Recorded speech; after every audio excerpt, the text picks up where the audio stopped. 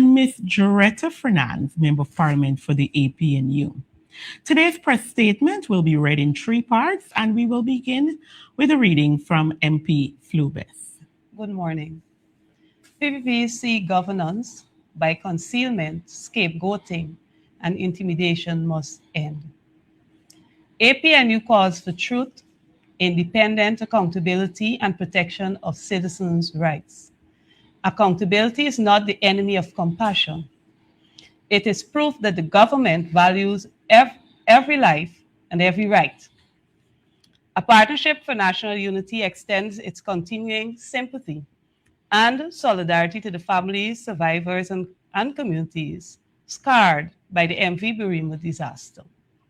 Their grief must never be converted into a public relation opportunity, a political shield, or a mechanism for closing legitimate claims before the truth is known. Our concern is the conduct of the political executive. It attempts to manage information, transfer blame downward, and leave ministers untouched, while ordinary workers and citizens bear life-altering negative consequences. What has occurred since the MV Barima tragedy cannot be viewed in isolation. We saw the same attitude after the Mahdia fire. We see it again in the treatment of citizens demanding accountability, and even in the president's own public outreach at charity. The approach is becoming familiar. Control the narrative, disclose only what pressure compels, transfer responsibility downward, and treat demands for accountability as an attack on the government. MV Barima, an attempt cover-up, cannot replace accountability. The July 18 sinking of the state-owned MV Barima is one of the gravest maritime disasters in Guyana's history.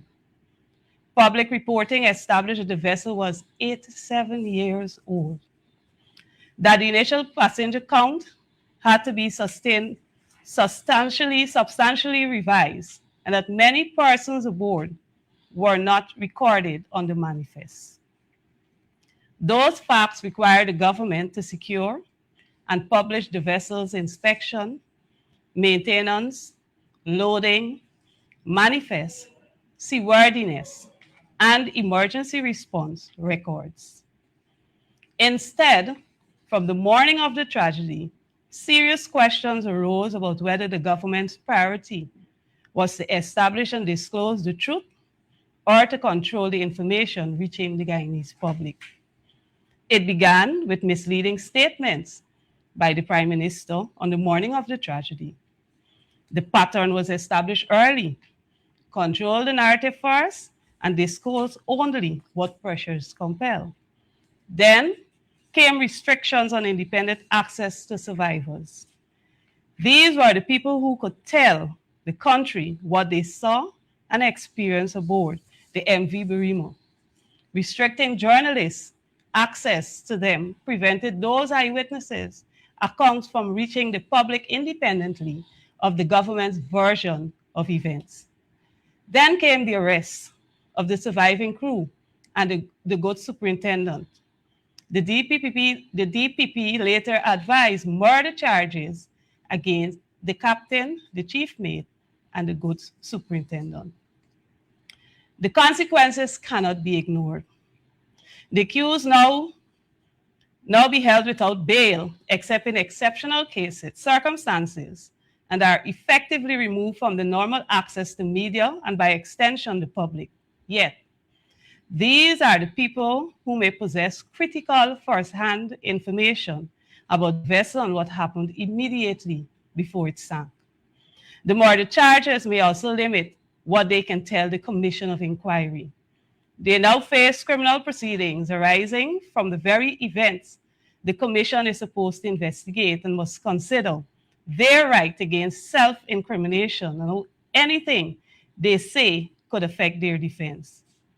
We therefore have an extraordinary situation in which some of the people who may know the most about what happened aboard the MV Barima have been charged for murder and could be constrained in what they can tell the very commission established to find out what happened. That creates, at minimum, the appearance that the answer has been supplied before the inquiry has completed the investigation. Meanwhile, the first visible punitive consequences fell on the workers. The ministers and senior office holders remained in place. Criminal liability, administrative failure, and ministerial responsibility are distinct questions. One cannot be used to erase the other. The manner in which the Commission of Inquiry was established makes matters worse. The Commission is a creature of the President. It was established by the President. Its members were selected by the President, and its mandate and terms of reference were determined without meaningful consultation with the opposition, victims, representatives, and other important stakeholders. The Commission must be free to follow the evidence wherever it leads, including to ministers, senior officials, and regulators. Minister Edgel and Indar must go. They cannot remain politically isolated or insulated while workers face the most serious criminal charges. Accountability that stops below the level of political leadership is not accountability. It is blatant protection by dictatorship. Thank you. MP Duncan. Thank you very much. Guyanese, the president has announced the HEART Initiative, a framework for financial assistance to survivors and bereaved families, while repeatedly insisting that this announcement is not compensation. Compassionate support is not necessary, or rather is necessary, and should be immediate. But calling a payment assistance does not settle the legal and governance questions. No final framework, eligibility criteria, schedule of payments, standard agreements, or safeguards against waivers of legal rights have been placed before the public. Public money distributed after a disaster involving a state vessel is not a private charity. The PPP cannot use taxpayers' money to buy itself out of providing accountability to the very taxpayers whose money it is spending. Assistance to grieving families does not remove the government's obligation to explain what happened, establish responsibility, and answer for failures of the states. It does not negate those responsibilities. We are asking for the rules, aggregate sums, sources of funds, and for the legal terms to be placed in the public domain. This is the government's responsibility. No survivor or bereaved relative should be required to sign away future claims as a condition for receiving such urgent assistance. If payments are on a humanitarian basis only, then publish the documents that prove it. Until then, Guyanese have every reason to fear a repeat of Madia, agreements that were described as assistance but drafted to settle claims. At Madia, we remember 20 children died in that Madia dormitory fire of May 21st, 2023. The Commission of Inquiry concluded that the fire was deliberately set, but it also documented some serious failures by the state. An unequipped and ill-prepared fire station was one of the things pointed out in the COI. Unanswered requests for essential equipment, a prior inspection classifying the dormitory as high risk, and inadequate fire protection were just some of the issues that came out of the COI and that directs responsibility at the state. Individual criminal conduct and state negligence, Guyanese, can coexist. The PPPC cannot point to the alleged act of a child and pretend that ignored warnings, unsafe infrastructure, failed fire protection, and poor leadership all disappear. And yet, no comparable ministerial consequence followed the official findings. As a matter of fact, if I'm not mistaken, the minister then responsible for the Minister of Education was not even called before that COI. Before the commission of inquiry has been even convened in the current instance, families were asked to sign, or rather in the Mother instance, families were asked to sign agreements accepting $5 million described as financial aid, but stated to constitute settlement of all claims arising from that horrific fire. How callous could one government be?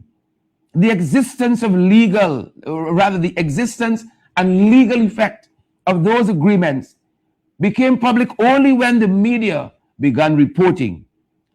In June 2026, the acting Chief Justice rejected the government's application to strike out the lawsuits brought by relatives and allow the case to proceed. What a caring government we have. And for any any doubts, I meant that very sarcastically. Now look at Barima. Look at this MV Barima issue. Again, individual conduct is placed at the center of the public narrative, while questions of systemic and political responsibility remain elusive. Again, financial arrangements with grieving families are surrounded by questions about transparency and legal rights. Guyana has seen this movie before. We have seen this approach before PPP. However, this time, advocacy will continue to ensure that government acts in the best interest of citizens, not its political cabal, not in the interest of the PPP's political cabal. I thank you. From controlling the narrative to victimizing those who demand accountability. Citizens participating in the nationwide Float the Boat protests are demanding accountability for the MV Barima tragedy, and they must not be victimized for doing so. Yet vendors were unceremoniously evicted from the precinct of the Lenore Secondary School following their participation in the protests. Citizens should not have to wonder whether peaceful protests will cost them their livelihood. 3 women engaged in peaceful protests at the National Vigil for the MV Barima victims were also detained for about an hour. Police later dropped the threatened charges and apologized. The apology does not erase the message sent to every citizen who considers publicly challenging the government. And this intolerance is not confined to Barima. At President Ali's outreach charity on August 10, 2026, a resident was removed before the meeting had even started. A taxpayers-funded outreach is not a private party meeting. Citizens are not props in a presidential production. The purpose of outreach is to hear from citizens, including those who are angry and frustrated, not merely those who will applaud. The government must say who ordered the removal, under what authority, and release the complete official record of what occurred.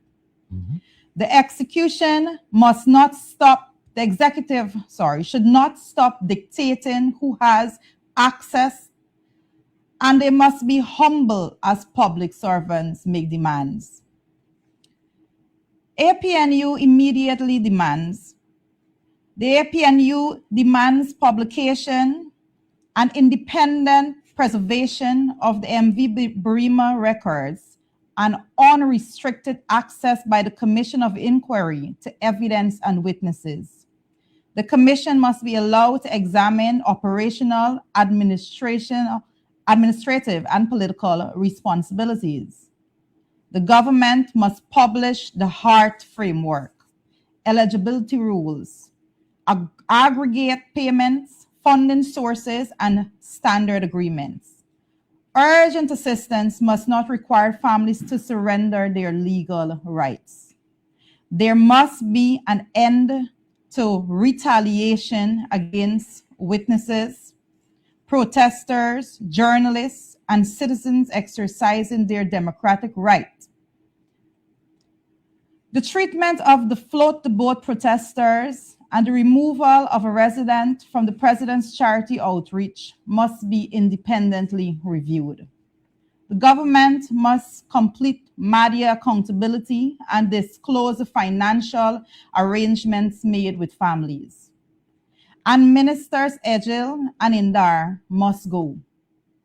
Political leadership cannot demand that ordinary workers carry the consequences of systemic failure while ministers continue with business as usual. The PPPC calls scrutiny politicizing tragedy. APNU says the opposite. Accountability honors the dead, protects the living, and prevents the next disaster. Guyana deserves a government that tells the truth before managing the optics, protects citizens before protecting its image, and treat public office as a trust, not an entitlement. The pattern must end. Concealment when facts are inconvenient, scapegoating when responsibility reaches upward, and intimidation when citizens refuse to remain silent. I thank you. Thank you. At this time, the floor is open for questions on the press statement. And of course, you do so by the raise of hand and stating your media house.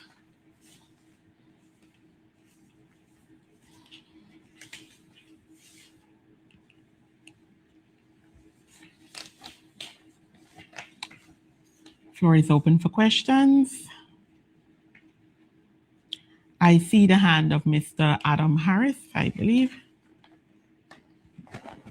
Yeah, good morning, everybody. Good morning. For Mr. Yes. This question is for Mr. Duncan. Sir, you talked about the government announcing some sort of a package for the survivors and relatives of victims of the MP Barima. When was this announcement made and what was this package? Thank you, Adam. A very good morning again. Now, that is the clarity that we're seeking, and that is some of the questions that we're asking. This is part of the HART initiative. And what we're saying is that we've seen this movie before in the Madia dormitory fire, and we don't want to repeat when monies that were given as aid, whether it's a $300,000 for a funeral or $500,000, because they don't seem to be any standard. The paperwork, we don't have any access to what this plan looks like. If it's a one size suit all, or it's on a needs basis, and that is what we want to come to. But underlying all of that, we want to ensure that people are not signing away any future right that they have to litigation.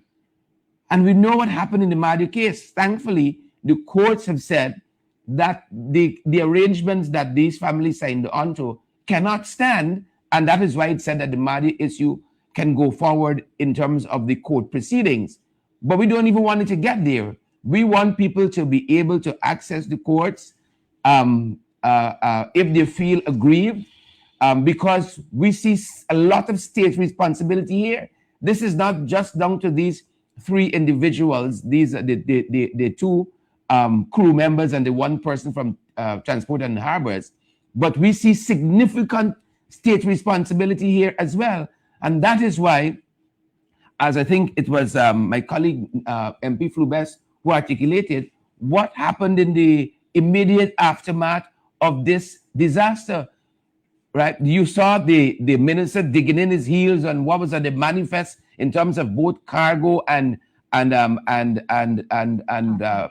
passengers, and then you see a revision continually until now. We don't have a full sense of what was on this boat, and we believe also that is part and parcel why they don't want to float the boat, because they know that they will be found severely culpable in terms of the number of passengers that were on board far exceeds this 179, and the cargo that was on board as well far exceed the capacity for this vessel.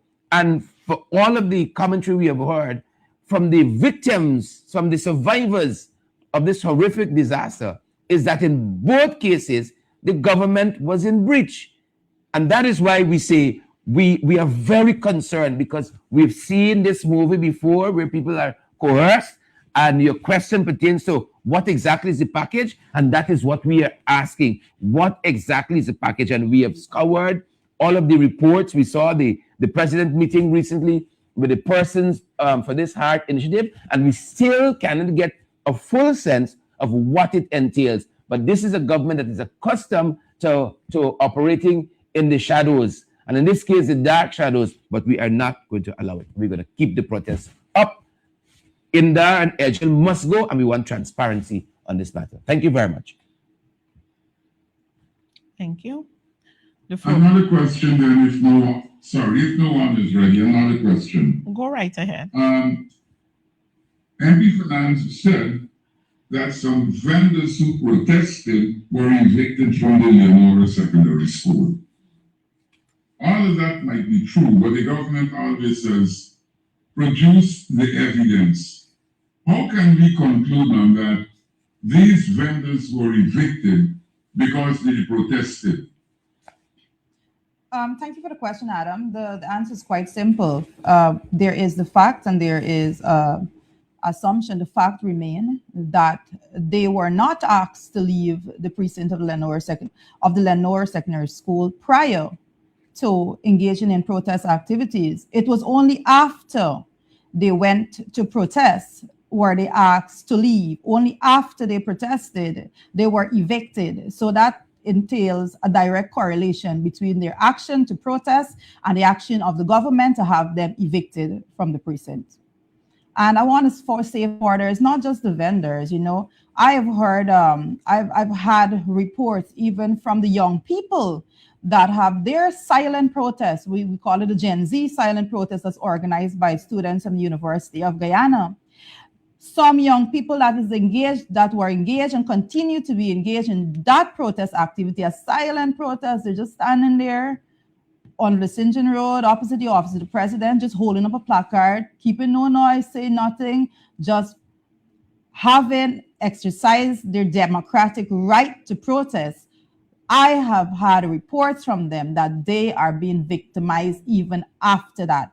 One particular young person that was engaged in that protest, the police stopped that person, stopped the vehicle that they were driving to say, oh, this wasn't the vehicle that person was driving that was protesting on Vincentian Road. This is the level at which the government is operating. I want to remind persons that are listening right now, and also remind you, Mr. Harris, that when we go out and we exercise our democratic right to protest, the government send the Guyana police force to operate as cameramen and camerawomen to photograph each and every protester that is engaged in protest every single time we go out to protest. And they are using that information, those photographs, now to identify individuals and to victimize them after they leave the protest line. Yeah, I want to add to what my colleague said, Adam, on that question. And it has to do with that very last part of people being photographed and having your information used. And we believe also that part of the security apparatus in the cameras that are being set up is are being used for that purpose, for tracking persons via artificial intelligence, tracking your movements. And my colleague is right. When you see some people come, and police inclusive too, are flashing your photographs on these protests and asking your names and so on, because they are tracking your movements. Now, let's take, for instance, in the vicinity of the office of the president. that is a no-fly area for drones. You can't even ask authorization to fly there. And yet, when you're on the ground there are drones in that area. It means these are drones that are being facilitated by the state. They have access when ordinarily there is no access to that area.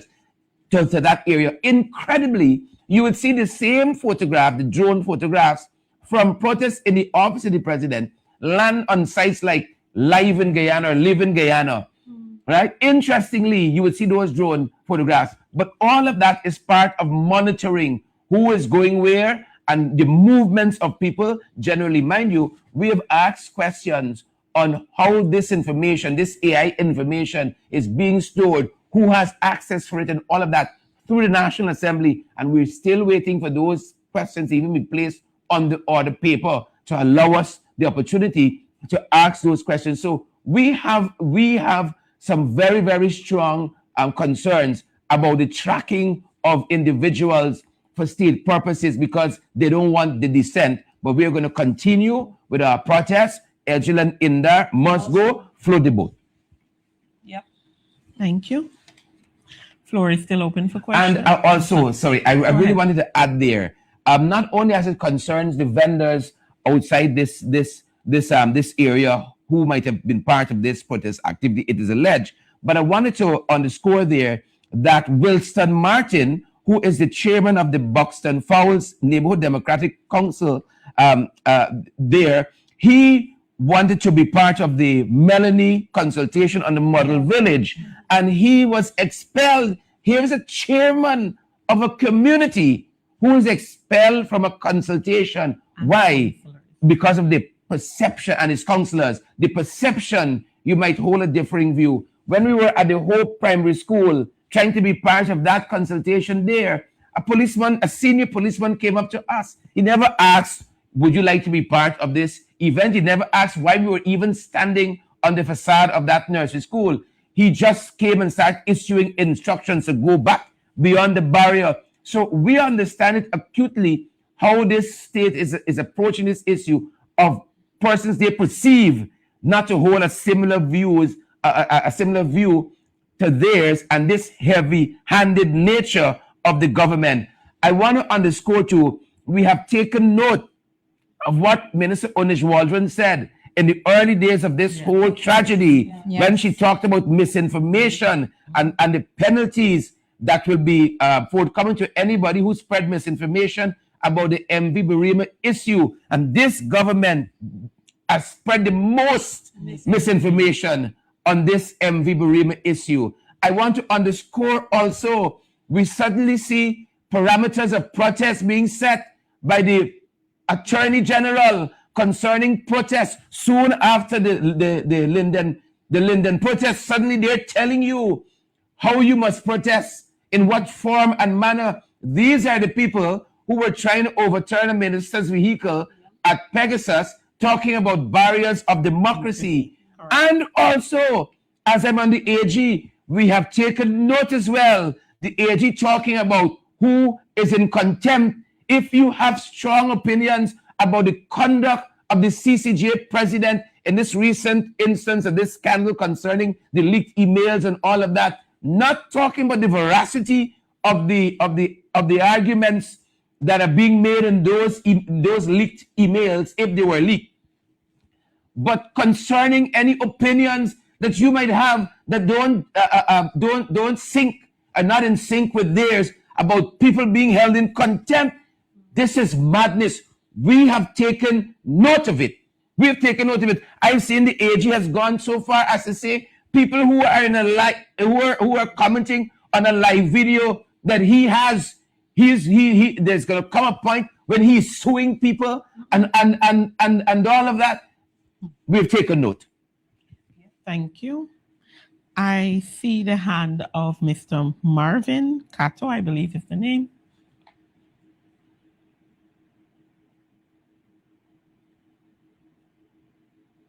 I believe you're still mute.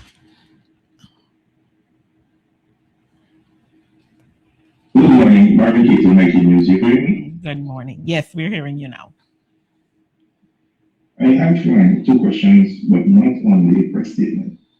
You can go ahead. First question. This morning, the party put out a statement on claims regarding approaches to party members. How do you intend as a party to prevent defects due to employment opportunities or financial inducements?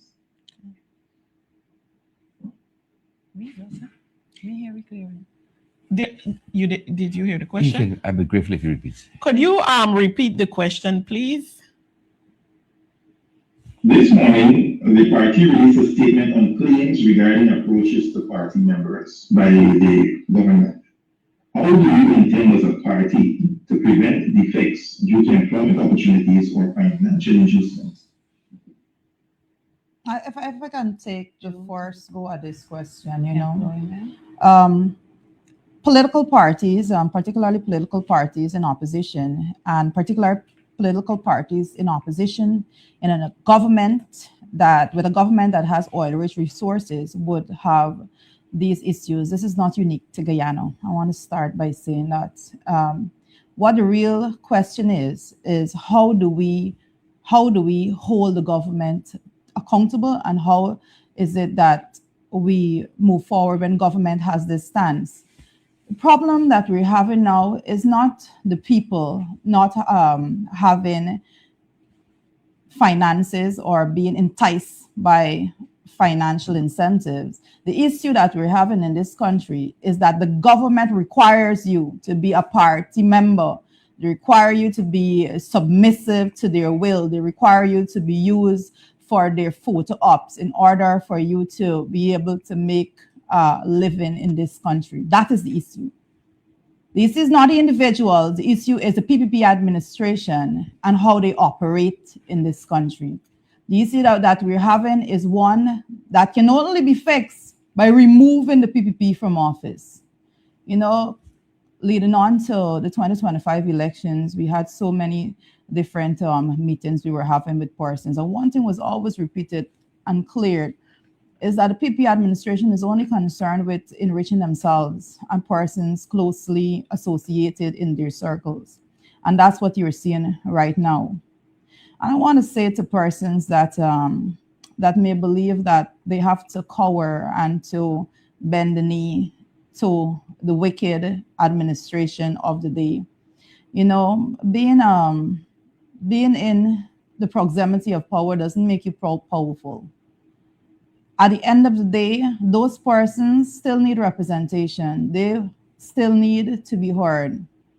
And we will continue to give representation to each and every one of them because we understand where they are, and we will continue to fight for them. So in no way would we stop fighting for them. I want to say to everyone who is out there trying to make ends meet, trying to feed your family, there will come a next election, and you will have the power to remove yourself from the shackles of the PPP administration, because you will have the power to go to the polls and vote them out and vote in an administration that will not require you to bend the knee, to be submissive, to let go of your sense of pride and self-worth and dignity. We will be fighting for you. And when that time comes, it is only up to you to make that change for your own survival and your future.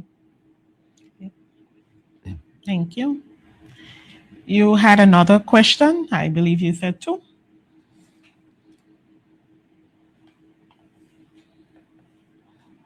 You're muted again. Sorry, those elected persons that changed allegiance, have they indicated that they will give up their posts? If not, what can you do to ensure these positions? If I can go once more. Thus far, we have had no indication by those persons that hold elected offices that they will be resigning from those offices. We have spoken about this prior when there was someone else with a similar situation. And I want to say this, you know, it speaks to your characteristics and your sense of values as an individual for you to sit comfortably on the votes of persons that voted for the APNU when you are not representing the APNU.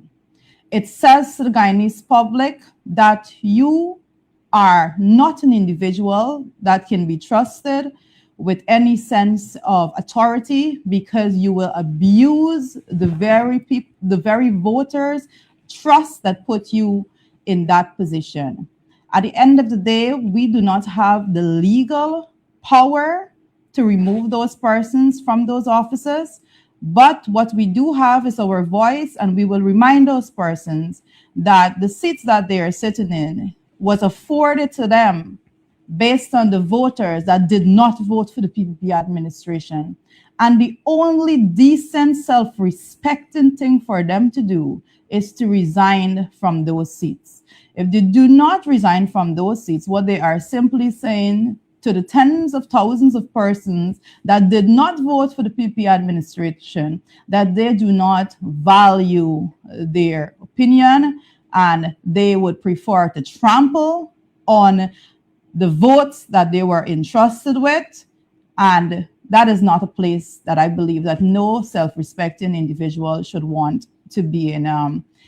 They have moved on to a different political movement, and the only decent thing to do is to further resign and to have persons that still represent the interests of persons that voted for the APNU to occupy those seats to represent the people how they want to be represented. I want to add to that. I agree with my colleague there, and I want to call on those persons to do the honorable thing. You were not placed there by the votes of anyone voting for PPP. You were placed there by persons who voted for APNU.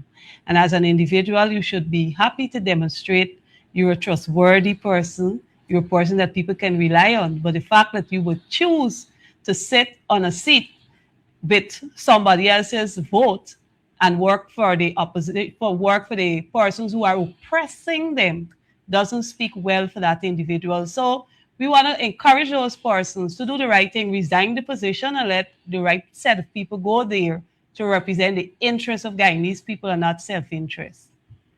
Thank you.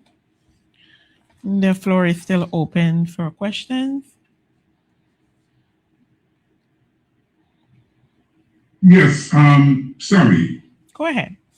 I think it was you, Mr. Duncan, who said that the AG is talking about contempt, or was it Mr. Nance? I'm trying to remember. Mr. Duncan. Mr. Now, Duncan. I don't know in what context he could accuse anyone of contempt for commenting on the chairman, Winston Anderson. What was he alleging?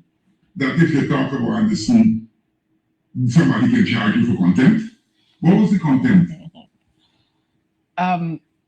Adam, it's interesting because part of his rationale is that the strong language that is being used by some persons about the president of the CCJ, Justice Winston Anderson, can bring the administration of justice of the CCJ into disrepute.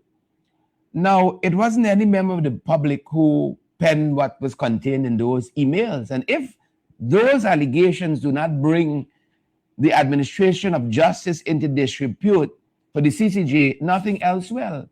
And in addition to that, I want to remind Guyanese, it is the very CCJ that in the recent past said the Attorney General's action and Nandalal's actions brought the administration of justice of the CCJ into disrepute when he had gone ahead and said that the court would rule in a certain way. And the court took great offense to that and said specifically his actions brought the administration of justice for the CCJ into disrepute. So to see him now coming to say that others might do the same, he has no moral authority on this issue. But I understand why he has to come out and be defensive, not about the CCJ, but about the CCJ president and his conduct.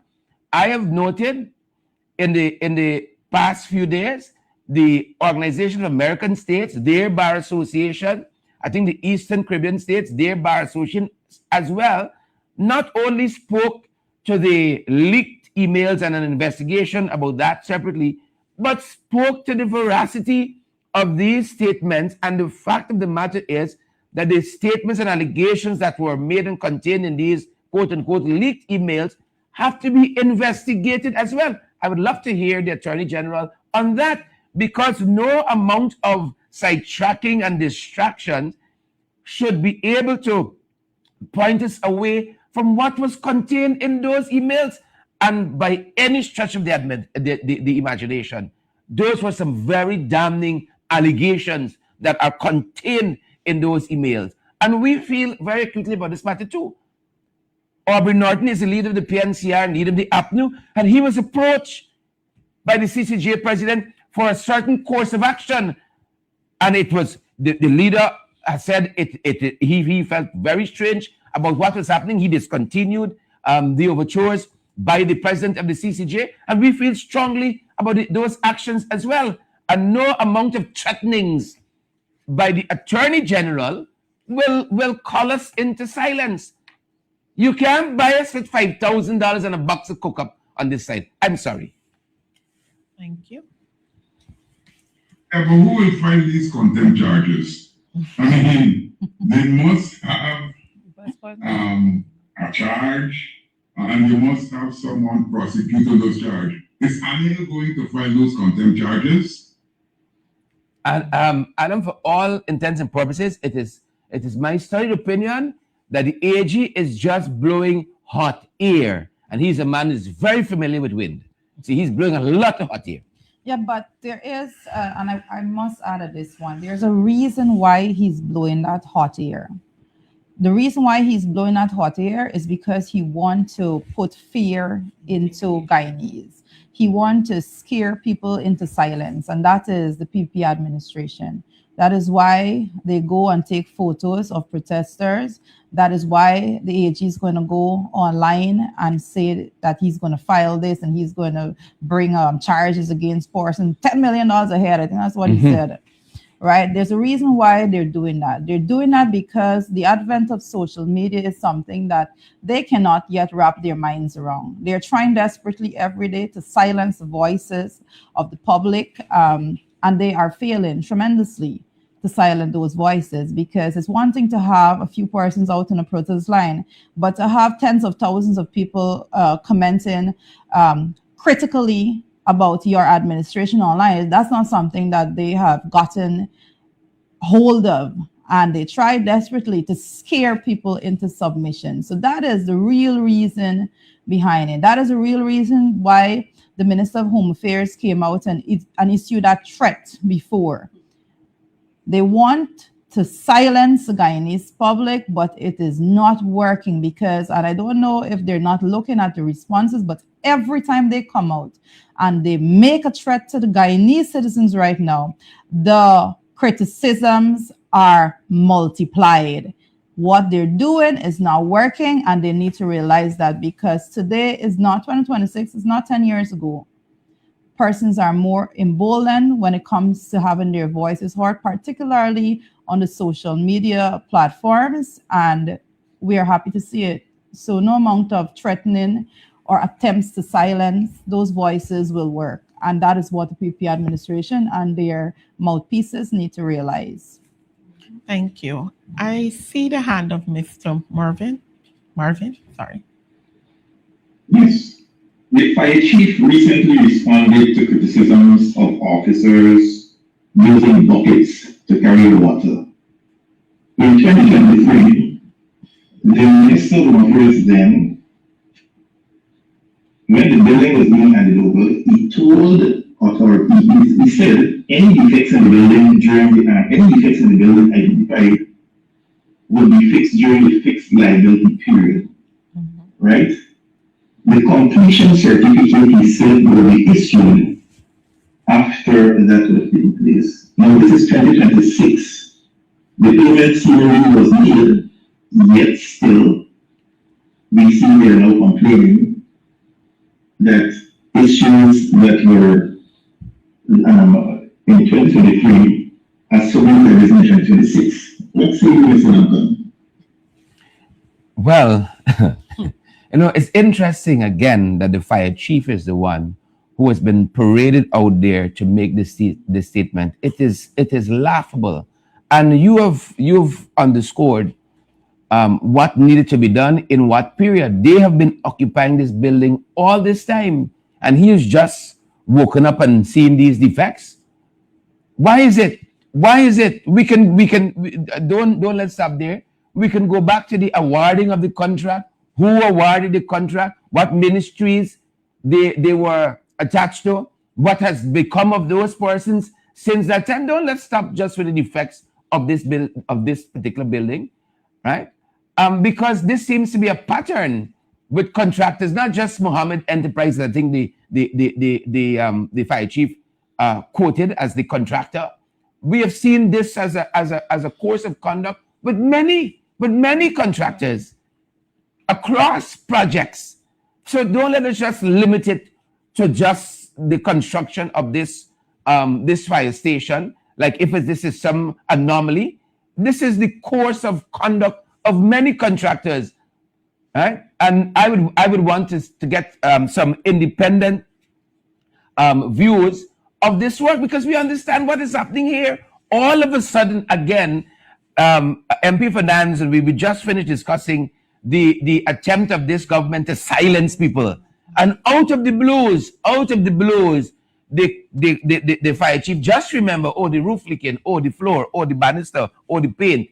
He just wake up to this realization: we are not fooled. We see you, PPP. Yes, and I might add, the firemen, the persons in the building, they have seen what has happened to those 3 workers from the MV Barima, the 3 individuals charged for murder, and they should take the necessary steps to protect themselves as workers in the environment that is unsafe. So the fire chief got to come out and say what he has to say, but the workers there, I'm saying to you, learn from what we see happening with the tragedy of the MV Barima. It's important that workers stand for the rights. Thank you. All right. At this, go ahead. We want close? I'll take your question. Of course, I'll take your question. All right. Sister Nima, talk to me about these men in custody. I know lawyers were meeting with them. Are the meetings constant? Will the lawyers advise these people? Because more the charge got a whole lot of the implications. Yeah. Will the lawyers advise them to appear before this commission of inquiry? Thank you. As I'm aware that the lawyers are doing what they're supposed to do in terms of meeting with these men in custody, and I'm confident that they're giving the right legal guidance as to how they should proceed with what is happening. In my opinion, I think even as the lawyers are doing what they have to do, the families really need that kind of support, as well as guidance in helping to manage the stress of having a loved one they are locked away in the prison and being charged for such a crime as murder, which we know is unjustly imposed on those men. So yes, I believe the lawyers are doing what they're supposed to do to ensure that those men receive the right representation that is needed at this time.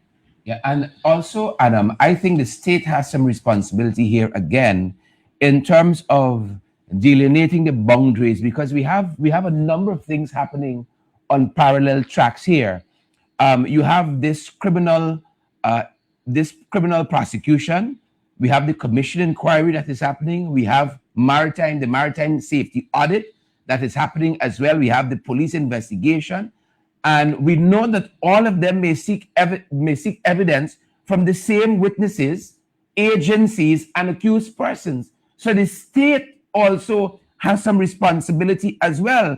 And the government should publish the protocol covering whether accused persons can be compelled to testify before the commission, what protections are there against self-incrimination. The government should do this. Whether the commission's testimony may be used in criminal proceedings, whether police have access to confidential commission documents, the sequencing of the police and commission interviews, the protection of potentially vulnerable witnesses. All of this we need to know about. The defense, whether the defense can access the recovered vessel when it is recovered, the handling, let us know about the handling of expert reports, the publication of allegations not yet tested in the context of a court. So the government, because you have all of these overlapping things, thanks to them, should be the one to tell us the parameters in which we will be moving forward. I note that today is the date where the end date for MARA to accept expressions of interest from specially salvaged firms. It is closing today, and so there will be a number of things we are looking forward to from MARA.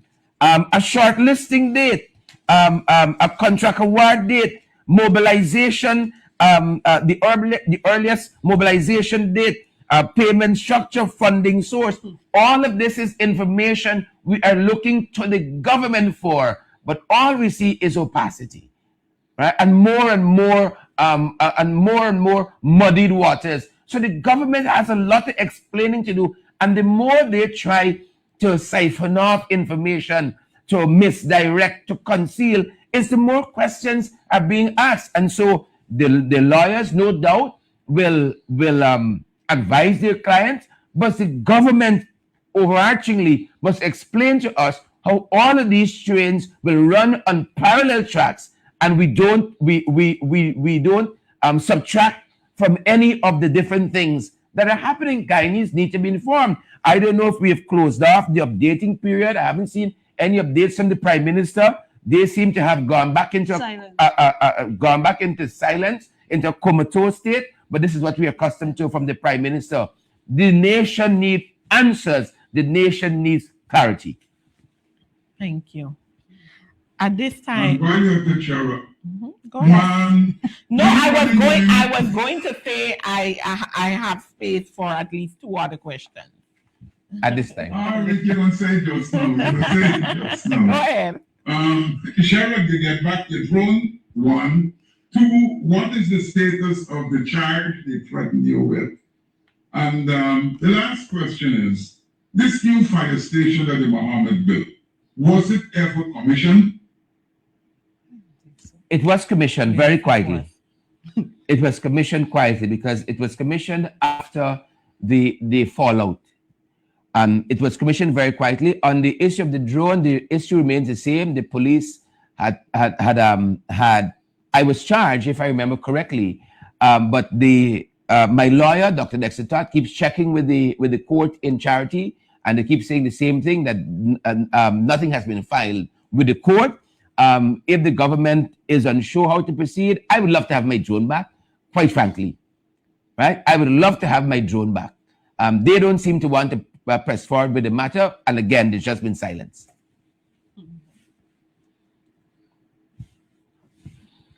All right, I have room for one other question.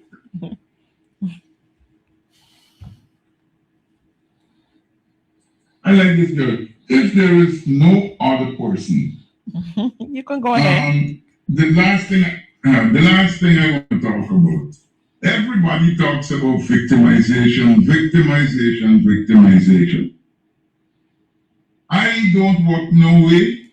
Nobody ain't paying me, and I don't feel as though I can be victimized. So what's this fear of victimization? I mean, you can lose your job. If you're a public servant, that has technicalities. What is this victimization that people talk so much about? Victimization could also be denial of access to services, right? Again, because remember, there is such a profuse collection of data now. You can easily be tracked in the system. Is like if you personally have had the experience in the past where you might have terminated a service, let's say with GT&T. You didn't pay your bill, but you apply for service later on. That is still in the system, right? And they have the ability to track you. That is what is so alarming now with this wanton accumulation of data without the requisite protection. You see how many converging issues we have here. This is what we've been talking about: the collection of data, and you don't have the legislation that has been activated to offer you the protections that you need. When we say, what are you doing with this data? Who has access to it? Where it is being stored? Onshore, offshore, and what it is being used for. We have the experience of the 2025 election. People who had applied for the cash grant being called and asked their voting preference, which direction they're going, and all of that. This is being multiplied, and we know that people are being tracked. So the victimization might not just be the loss of job. If you don't have a job, you have none to fear. It might be access to your $100,000 cash grant. It might be access to some healthcare service. You might be waiting longer for something. People see it in their daily lives, and so they are cautious. I mean, there are thousands of people who are speaking up every day, and it isn't the usual suspect. And that is why the government is even more worried. But there are a number of ways, because of how the system is interconnected, to track people and to victimize them, to marginalize them. Yeah. I was going to add to what you were saying. I know somebody that is currently being victimized as a person that depends for this on the government for public assistance. This individual would have been usually on the protest line, speaking out and so on. When they go now to get the public assistance book, it's a whole go wrong, come wrong, 1 month, 2 months, 3 months. And I have even gone so far to report, call to see if this individual will get the book. I don't think the individual got the book as yet. And all of that are forms of victimization, the system, the things that are there. Or there might be a person like me who unmarked vehicle, or a vehicle just show up in front of your house and park up and try to intimidate you. Or on the street that you're driving, or like the other day, somebody just drive into me very closely the roundabout, and I took serious note, because I know I pay attention to where I saw the vehicle before and why that was happening on the roadways, even as you drive. So, Guyanese people can be victimized in so many ways. If I may, on this, to make it clear, for an example, as my colleagues would have just stated, there are many, many ways that this government currently chooses to victimize persons. I can tell you from personal experience, it is your job, your family member job. Once you're in the same household and they feel that they will lessen your income, that is what I face. They figured out they couldn't immediately send me home. 2020, I received a call that my partner then had to go home because they couldn't send me home. And they waited until the procedure and the time frame that they could have sent me home. I was called about the scholarship that I received, and the person said to me, quite frankly, they were planning to pull it, but the scholarship was already completed. I recently had an engagement at a meeting of professionals, and they were discussing cameras and the setting, etc. And I questioned certain elements of it to a commander of a division. And the commander of that division looked at me and said something to me in the effect as, "Don't worry, we cameras to see everything," and called a place that I would usually frequent. This commander have no authority. It's a different division. That is to the extent of which the PPPC goes in terms of victimization. And while the question was asked earlier about persons leaving and talking about the recent pictures we've seen of young people posing with Barrett Jagdeo, victimization is the cause. And victimization in Guyana, it's a horrible phenomenon. And whether young, middle-aged, or old, when people feel that their backs are against the wall, they will do things that they believe at the time that will benefit them. And like my colleague rightfully said, the only way, and this is a serious responsibility on all citizens, the only way we can rid ourselves of this era that we have entered in is when the citizens of this country hold the government accountable in the right manner. Under an APNU government, there were protests about varying things, parking meters. The teachers protested. Their payments weren't stopped to the GTU. The GTU president was a member of the APNU. People protested and their rights were respected. And that is the core. Your rights being respected as a citizen should be your guaranteed right in a proper state. But as we are right now, we're operating as though we are in a failed state. And hence we're seeing these issues, and victimization under the PPP happens in any and every form. Therefore, the citizens have a right to hold them accountable. And we hope that when that opportunity comes again, that citizens will hold one head, remembering all of these incidents, and hold this government accountable by putting them out, ensuring that Indar and Edgil never have the chance again to see this nation at that level of tragedy. I want to add my voice. You talking about election, you expect election? Sorry. Adam, if I may, I would like to add my voice to your question, and particularly I'm interested in the way in which you structured your question. You said, you're not working with anybody. So person, what is this fear of victimization? I want to say to persons, if you were to look at the labor force survey, you would see that more than half of Guyana's population is actually catered for in the informal employment aspect, meaning that they are not working with any formal structure of employment. Those persons that are out there, a lot of times people say you're hustling, you're making sure you do what you have to do to make ends meet at the end of the day. To think for any second that you are insulated from victimization would be an error. I want to say that this country, we have less than 1 million people in Guyana, and all systems are tightly integrated. Everything overlaps. The players that controls each and every agency are interconnected, and it is easy for them to pinpoint and victimize anyone, regardless of whether or not you are employed formally or informally in this country. I want to tell persons right now, it is very important for you to know that victimization does not come in one form.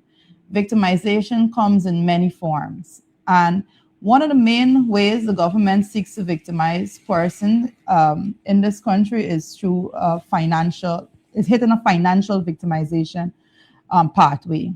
There's financial victimization, there is psychological victimization, there is actually digital or cyber victimization as well. And we can see a lot of that coming from the government. When it comes to cyber victimization, what you would see is if somebody starts speaking out against the administration online, you would see the government utilizing taxpayers' dollars when they have these armies of trolls going out to have the cyber victimization of those individuals. When it comes to the financial victimization, regardless of whether or not you are employed by the state or you are formally employed and you have to answer to any boss, if you are your own boss, you have to get money from somewhere. And in this country with a budget of $1.558 trillion, you are going to be dependent on money being received through methods that are codependent of the state resources as well. You're not standing alone. And once you go out there and you speak out against the government, they will financially blacklist you, and that is a form of financial victimization. Persons have spoken about, and you did mention, and I want to just tie it in directly to how you structured your question. You did say that there are so many loopholes, well, you didn't say loopholes, but you said there are so many things that has to be done, and if even you're a public servant, in order for you to lose your job. And I want to tell you that that's where the psychological victimization comes into play. When a government wants to remove persons from within their system, they do everything in their power to psychologically victimize those individuals and to frustrate them. And they use every mechanism in the system to frustrate them until they get rid of those persons.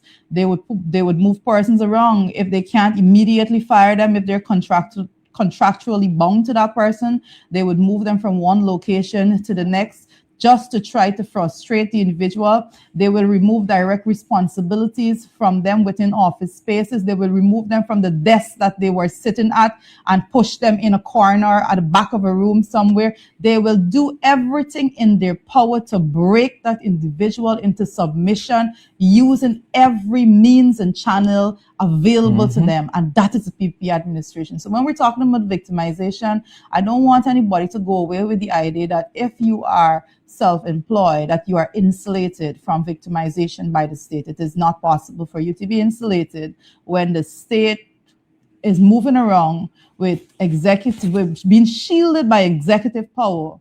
And that is just the fact of today. So let us look at victimization for what it truly is. It's not a cut and paste.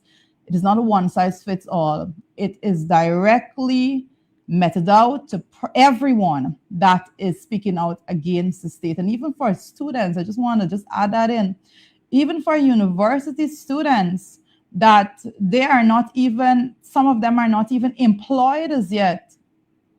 They're not even employed as yet, and they face victimization.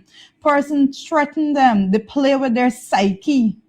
And a lot of times I tell people the PPP deals with psychological warfare. They play with their psyche to say, you shouldn't say anything. You should be quiet. You don't want them to sideline you. You don't want your opportunities to be blocked in the future. Those are the real issues that we're facing. And that's the victimization that persons are facing every day in this country once they speak out against the PPP administration. Thank you. Thank you. And on elections, I hear everybody talking about when election comes, when elections come. GCOM at the moment isn't meeting because the chairman has a problem with the opposition commissioners. There have been no meeting of GCOM. So do you see local government or any other election coming up in the near future?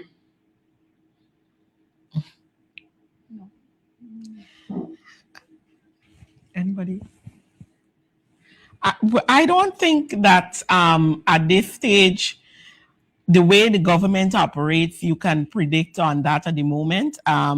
There is a lot of back and forth happening in terms of what is happening in GCOM. And as I said, it is the citizens' responsibility to put pressure on the government and its systems in place to have these things working. And we somehow, even those who are within the public sector and outside of the public sector, we have to find a way to stand together if we want to see a nation that can move forward and, work in a better way. We have to stand together as a people, period. I did say one last question, but I see the hand of Mr. Mark DeCosta, and I'll take him as our last question for today. You can go ahead. Can you hear me? Yes, we're hearing you. Okay. I'm Mark DeCosta. I'm representing the Voice News. I was just now able to join your press conference because I was invited, but I was not previously. I could not get onto the press conference Zoom set. And it resonates with me what Joretta just said, that dissenting voices are often locked out. And I, as a journalist, I try to be fair in what I say. And take a side. However, it's difficult not to take a side. Then one side is obviously compromised. So it's difficult not to take a side under those circumstances. One, I was wondering why I'm not being allowed to join the conference, because I was trying all the time. I got the information to join the press conference. I wanted to So, be a part of this. if I may on that, So I'm asking. we usually, Go ahead. when the link is sent out, there are no waiting rooms, no barriers. Once you click on that link, you should generally be able to get in. So I'm sorry that you weren't earlier for whatever reason. I'm not sure about that, because there are no barriers in terms of how you enter once that link is provided. You have another question? That's the primary one. Given that I have not seen the previous undertakings within this press conference, I'm asking this, or I'm saying this. It would make it very much easier on journalists that following each press conference that you put out a press statement, which I know that you do. I know that you do that. And I would just like to reinforce that helps journalists, because we will see stuff in print, and we can actually work with that. Okay. No problem. Secondly, secondly, the sitting of the ferry. Where do you stand on that? Maybe I am duplicating a question because I couldn't get into the press conference earlier. I'm sorry. For whatever reason.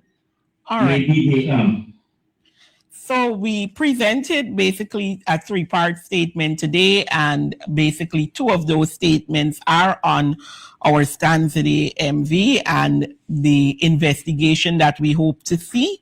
So we will definitely put out that statement like we usually do immediately at the end of this presser, and as well the video recording of the presser will be available on our platforms as well. I'm very sorry you were unable to come in earlier. All right, so you will have that. Thank you. Yes. Thank you very much. I can assure you that the Voice News will carry. Thank you so much. Thank you. Thank you so much. All right. I want to thank our media personnel for joining today's press conference. And it was a privilege having the discussions that we had today. And we do hope that our viewing audience as well have a wonderful weekend as we enter this afternoon period where most of you like to relax. I know there's a lot happening in our society right now, but use the opportunity to take a break, relax a little, take a mental chill, as the young people would say. Do have a wonderful weekend.